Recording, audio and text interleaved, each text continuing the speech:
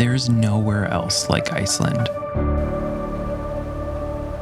The weather here shifts by the minute, and the landscape feels like it was built by contrast. Fire and ice, light and shadow, all somehow woven together into something wild and raw. I've traveled to Iceland 6 times in the last 8 years. In each trip, I've arrived as a different version of myself. This place has quietly become a checkpoint in my life, a way to pause, look around, and ask the hard questions. How have I changed since last time? What do I need to work on? And what's calling me forward? This is my first time traveling solo here, and I arrived without much of a plan. Just a van, a few cameras, and the hope that this trip will be a cause for reflection and an adventure to remember.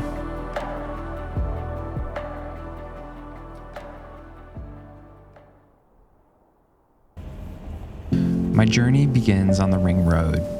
It's just after 1 a.m., and this is about as dark as it'll get as the days of the midnight sun return. While I'm here, I'll be on a bit of a backward sleep schedule, waking up around 5 p.m., catching sunset late in the evening, then driving through the night to get to the next location for sunrise. I'm hoping this rhythm helps me avoid the crowds and gives me the best light on both ends of the day. My first stop is just outside Skogafos at the edge of Hifos, an outlet glacier that spills out from Vatnajökull, the largest ice cap in Europe. This glacial landscape is wild, fractured and sculpted, streaks with layers of volcanic ash. It's one of the places that first made me fall in love with photography. I still remember standing here years ago, completely overwhelmed by the scale of it all. Since then, filmmaking has taken over most of my creative life, and while I love that, lately I've realized how much I've missed taking stills, slowing down and framing up moments that just feel good. And that's why I brought the Sony A7R V on this trip. It's a photo-first camera, and I'm really hoping to rediscover the simple joy of clicking a shutter on this adventure, and hopefully come home with some images that I'm proud of.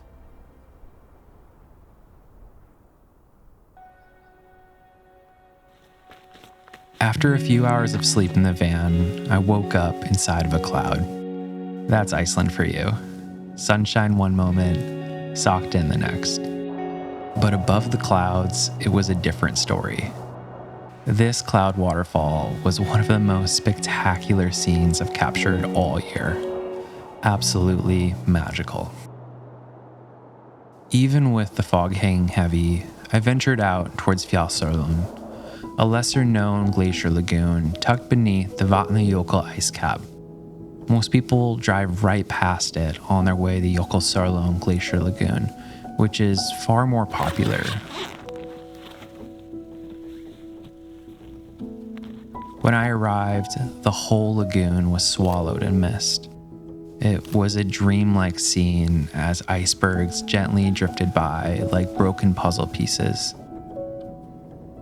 Past versions of myself would have certainly stayed back in the van with adverse conditions like this. But the current me is really trying to take life as it comes because no matter how hard I try, I can't change the weather. Nowhere in Iceland has tested that idea quite like the Vestrahorn. The first time I came here in 2017, I sat for 3 whole days on the black sand beach waiting for the clouds to clear, and it never happened.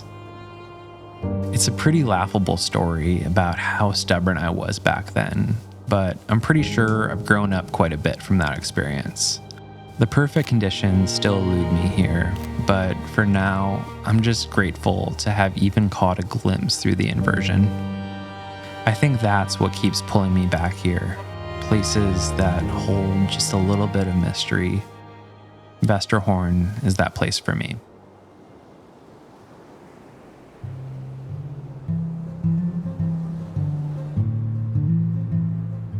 With the forecast looking rough for the next few days, I decided to chase better weather and make the long drive up to North Iceland through the East Fjords.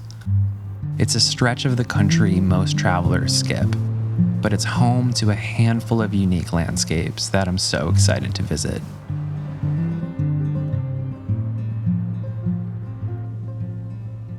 Driving up the coast, I even saw a few reindeer on the side of the road.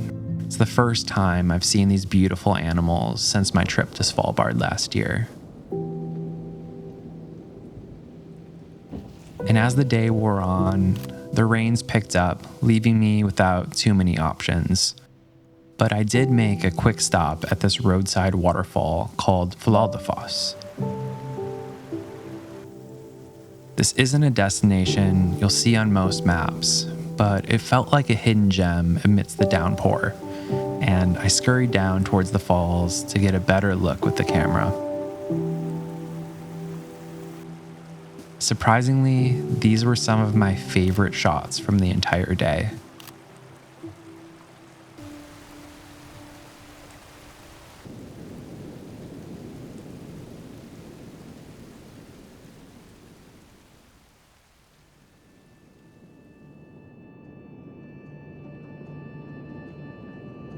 That evening, I awoke in the barren yet captivating landscape of North Iceland.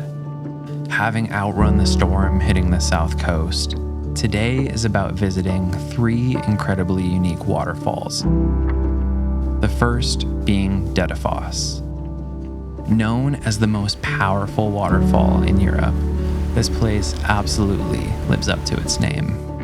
You can feel the ground tremble beneath your feet as its brackish waters crash into the canyon below.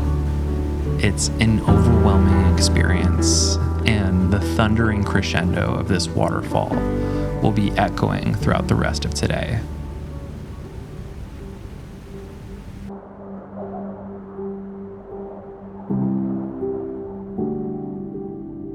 Next up on the list is Hifos. Surely one of the most unique waterfalls here in Iceland.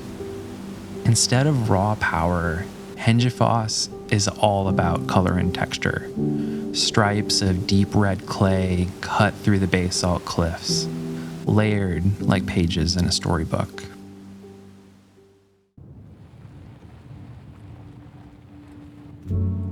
And finally, I made my way back into the East Fjords. After a full day of gray skies, I was gifted with sunshine and warmth as I arrived at my next destination, Skogafos. This unique waterfall cascades through a series of 7 drops, framed by lush green cliffs and the towering mountains of the East Fjords. It's been an exhausting day here in the north. This entire detour was almost 12 hours of driving round trip from the south coast. Worth it? Absolutely, but I'd be lying if I said I wasn't drained. That's something that I've always struggled with here, wanting to make the most of every trip, every location, while also trying to remember that rest matters too.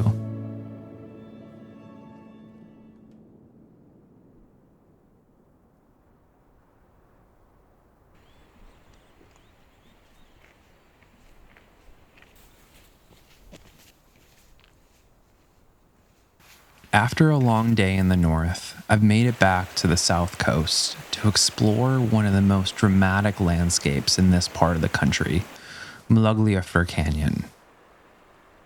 With the weather shifting and the sky staying gray, I've decided to return to a normal sleep schedule. No more chasing sunrise in the middle of the night, just taking what the day gives me. It's a small adjustment, but one I probably wouldn't have made a few years ago out of pure stubbornness. I used to struggle with going off plan like this, and I'm definitely a work in progress there. I think part of what keeps pulling me back to Iceland is how much it teaches you to let go. You just can't control this place. You can only respond to it. Skogafos feels like a reward for slowing down. The canyon itself was carved by glacial melt ages ago, with two gorgeous waterfalls spilling into the canyon from the glaciers above. It's so dramatic, layered, full of texture, everything that I love to photograph. Returning here with a renewed focus on capturing some images was really exciting. It was like seeing this place and myself just a little more clearly. And maybe that's the beauty of returning somewhere familiar. You get to see not just how the landscape has changed, but how you have too.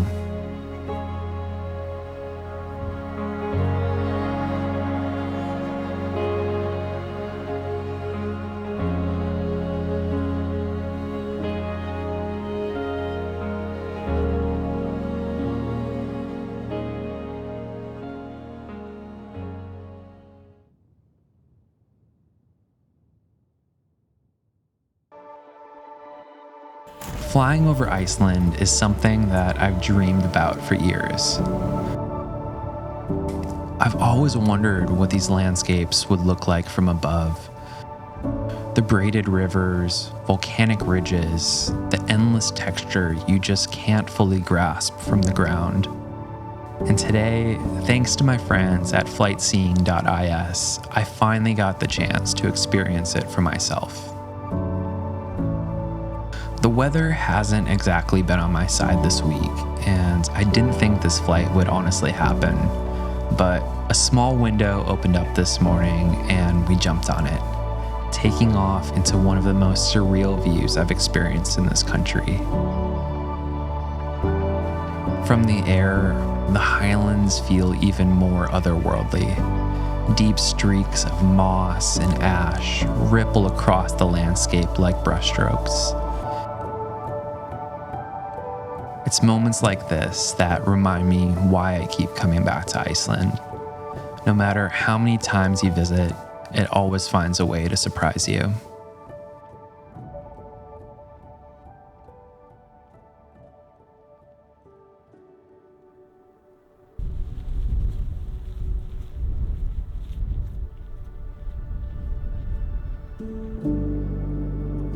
After an unforgettable flight over the Highlands, I was still buzzing from the views as I continued my drive on the south coast.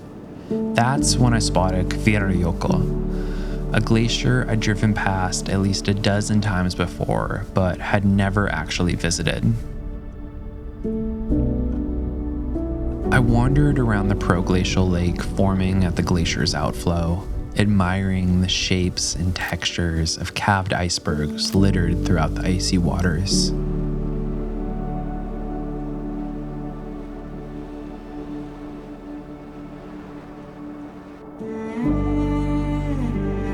And as the fog swirled above, I spotted a path leading up the lateral moraine.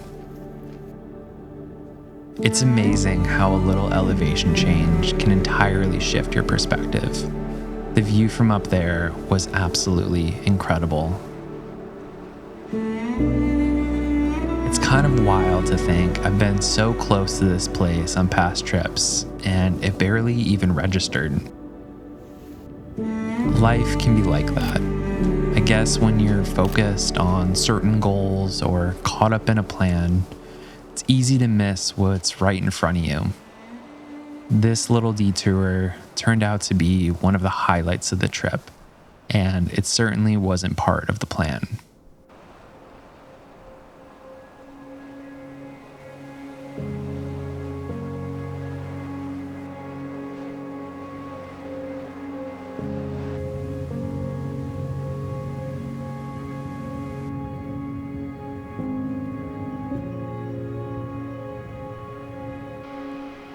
No trip to Iceland feels complete without stopping at Skogafos. I've never been a big fan of the mentality that one is too good to go to the popular tourist spots. And even though this location has been captured millions of times before, it still feels special to come away from here with something that's my own.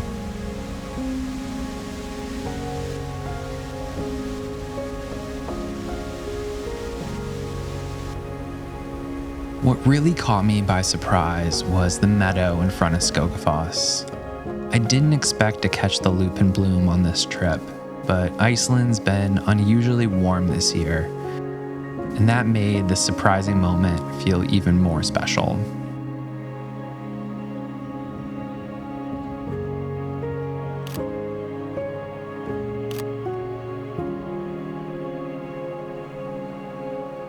After soaking in Skogafos, I headed to a lesser-known destination nearby, Vestrahorn. Not many people make it out here, which is part of its charm. The trail is easy enough, but you really feel like you've stumbled onto a secret. What's incredible about this waterfall is that you can actually walk right behind it. Definitely not the experience for those seeking to be dry, but it's certainly worth the photograph.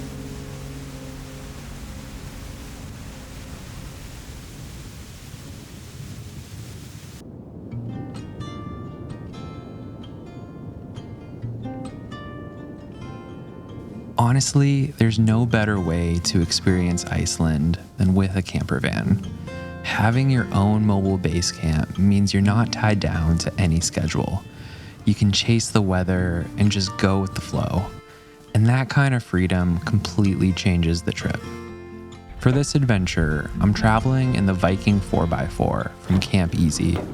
It's a solid rig, plenty of room to stand up inside, which makes a huge difference when you're spending long days on the road.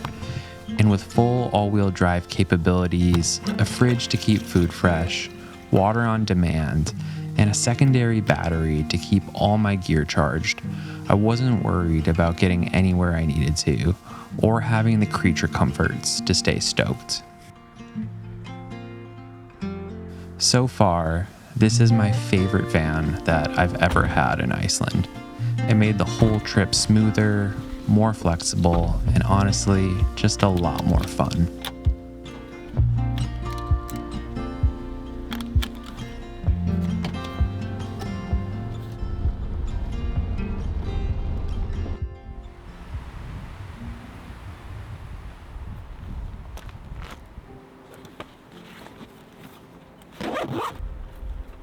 One of the things I was most looking forward to on this trip was seeing puffins again.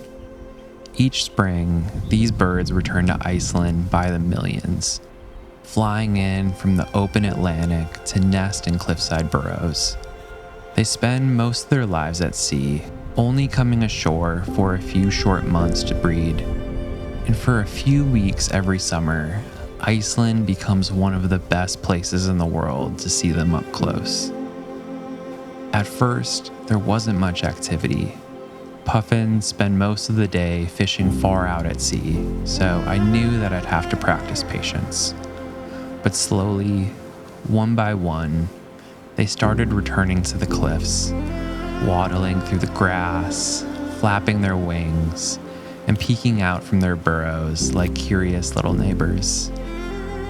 It was truly such a magical experience having the privilege of sharing space with these beautiful little creatures. Watching them reminded me of why I come to places like this, not just for the views or for the photos, but for these moments of quiet connection, the ones that you just can't plan for, but you'll always remember. It was the perfect end to a perfect day, watching the sky glow as more and more little friends returned home for the evening. It's moments like these that I wish time would just stand still.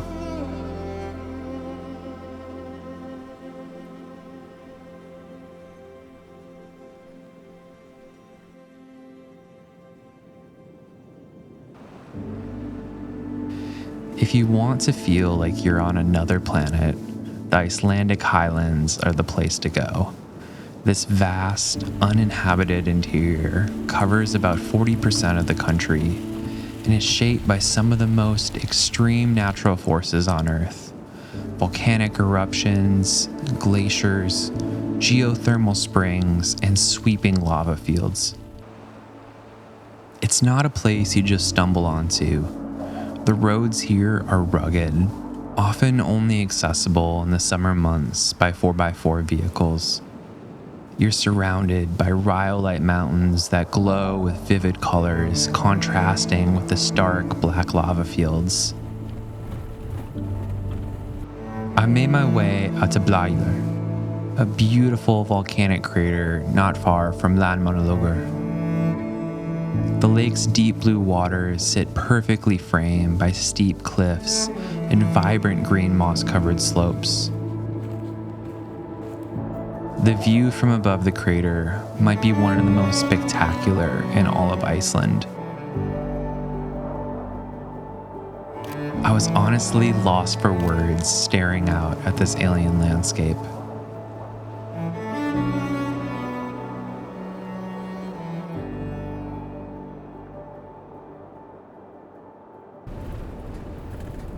After leaving Blæjar, I found myself weaving once again through the vast lava fields. I really wish that I had more time to venture deeper into the highlands. This landscape has such a raw, untamed beauty that really pulls you in. But with a rainstorm rolling in fast, I just didn't want to risk getting stuck on the rough roads out here. So instead, I headed towards a spot that's been on my Iceland bucket list for years. Sigöldugljúfur, better known as the Valley of Tears. Standing at the edge of the canyon, I couldn't help but wonder why it took me so long to finally come here. This stunning canyon was carved by massive glacial floods during the last ice age. Peering over the edge felt like stepping back in time, surrounded by towering cliffs and waterfalls that tell the story of Iceland's fierce geological past. It's one of those hidden gems that can easily slip under the radar, but the moment you see it, you get why it's so dang special.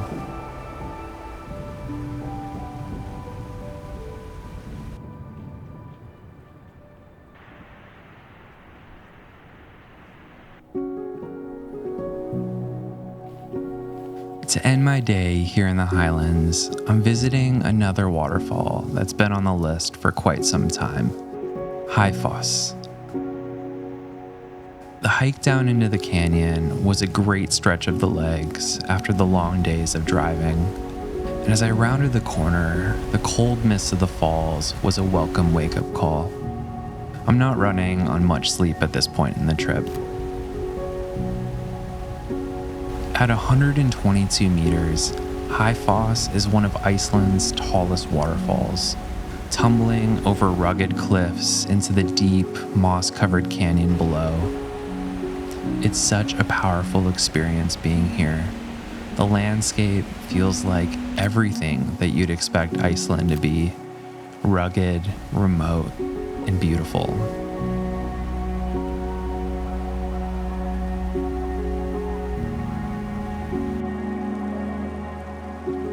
This past day out here in the Highlands barely scratched the surface, but I know I'll return, ready to explore deeper, tackle more hidden spots on my list. But for now, there's one last adventure remaining on this journey.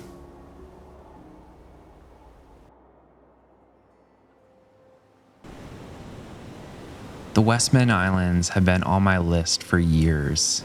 It's been one of those places that's always felt just out of reach. But with 7 hours left before heading to the airport, I decided to go for it. A spontaneous final chapter in this adventure. So I parked the van, boarded the ferry on foot, and made the 45-minute voyage across the sea. This remote archipelago off Iceland's south coast is small but powerful, formed by fire, shaped by storms. It's known for its volcanic history, its cliffs teeming with seabirds, and its deep connection to resilience. In 1973, a volcanic eruption forced the entire island to evacuate. Some never returned, but others rebuilt right on the lava. I knew I wouldn't have time to see much, but maybe that wasn't the point. This wasn't about checking off another location. It was about wandering around and giving myself space to let this past week settle in, to reflect on how far I've come. One of the most iconic views out here is Elje, a tiny grass-covered island just offshore, home to what many call the world's loneliest house. You've probably seen it online before, just a single white cabin perched on an island in the middle of nowhere, surrounded by cliffs and crashing waves. It's been a beautiful past week out here in Iceland, and as this adventure wraps up, I find myself incredibly thankful for the challenges and successes of this journey. One of the best parts of this trip was recapturing my love for photography. I actually ended up with a few photos that I'm really excited about, and that alone makes this whole thing worth it. I know that I'll return to Iceland again. I always do. And I'm curious who will be the next time I show up here, what will feel important and what won't. But for now, I'm leaving here with a full heart and definitely a desire to sleep in for the next week. Thank you so much for watching, and I'll see you next time.